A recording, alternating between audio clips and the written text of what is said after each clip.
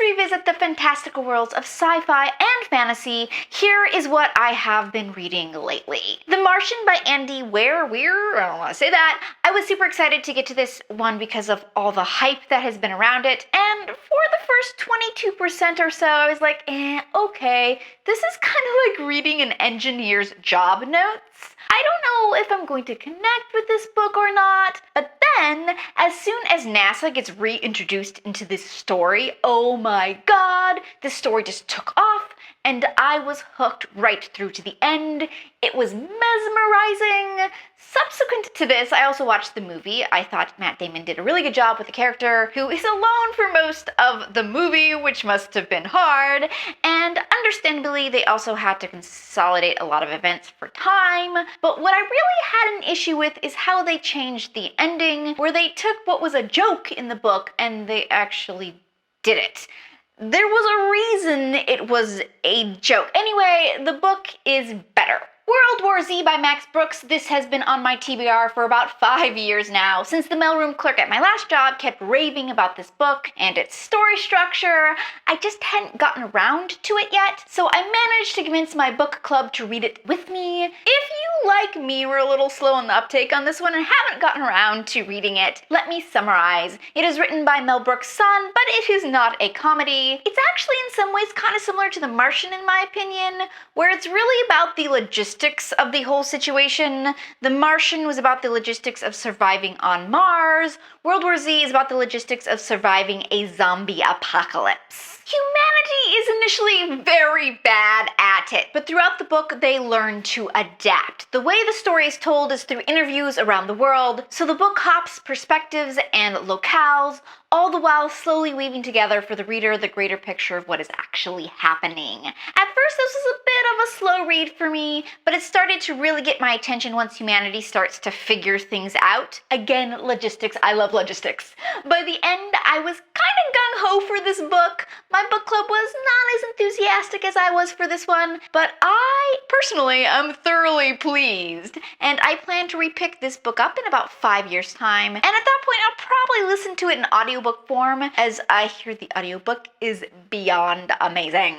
Alright, Dead Witch Walking, Book 1 in the Hollow series by Kim Harrison. You might know that I do have a paranormal romance wrap-up video that I do, and while this is paranormal, I wouldn't classify it as romance, which is why it's hanging out here in my science fiction and fantasy wrap-up instead. This is a very popular urban fantasy series about a bounty hunter who leaves her parent organization, which is apparently a no-no punishable by death in this world, and hangs out her own shingle with a vampire and a pixie. I get why people love this series so much, but for some reason I had a hard time connecting with the plot and the characters, and I really have no idea why. It took me 5 months to read this for no apparent reason.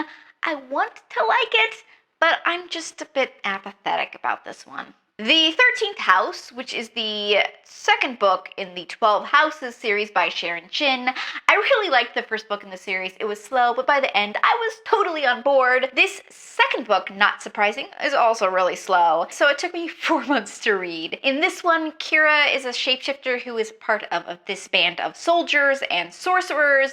They rescue the Lord Regent after he has been kidnapped, and she's inexplicably drawn to him even though he's married. Also in the mix is her loyal companion Donald, who is obviously in love with her, but since there's such a class difference, nothing can come of it. Most of the book is spent with Kira shape-shifting into her sister Cassera because of, you know what, I never found the explanation for why she went on a trip as her sister very plausible. Anyway, overall, I don't know. This book was kind of depressing. I appreciate that everything wasn't neat and tidy, and it didn't turn me off from the series. I just don't have a soft spot in my heart for this one like I did for book 1. But there are other characters waiting for their turn as the main character in future books who I think I'll probably like a little bit more. War for the Oaks by Emma Bull. This was written in the 80s and is apparently kind of the birth of the modern paranormal genre. It's been on my TBR for a while due to its historical significance. And again, I was able to con my book club into reading this one with me. This is really 80s. It's ostensibly about a war within the Fae and a human who gets recruited to be a part of it, but really it's about an 80s rock band that ends up having some fairy participants. The main character really spends almost no time freaking out that the Fae are endangering her life to enable themselves to kill each other. And then she's like, but oh no, I'm going to be bored waiting around for these battles to happen once in a blue moon. What should I do? I know, start a band! If you can't tell, it's just the type of ridiculousness I find intensely enjoyable. Plus, I really like the character of the Puka. One, it's an interracial relationship, technically interspecies, but it's interracial. Two, he's not your typically overly macho male lead. And three, he's just a genuinely fun character. The ending of this book was, granted, idiotic, and it's certainly not the best of the genre, but it's a fun look back at the origins of the modern version of this genre, and you gotta admit, 80s rock fairies is kinda pretty cool. Okay, what sci-fi and fantasy books would you recommend I read, and what books have you read that you found really evoked the era they were written in?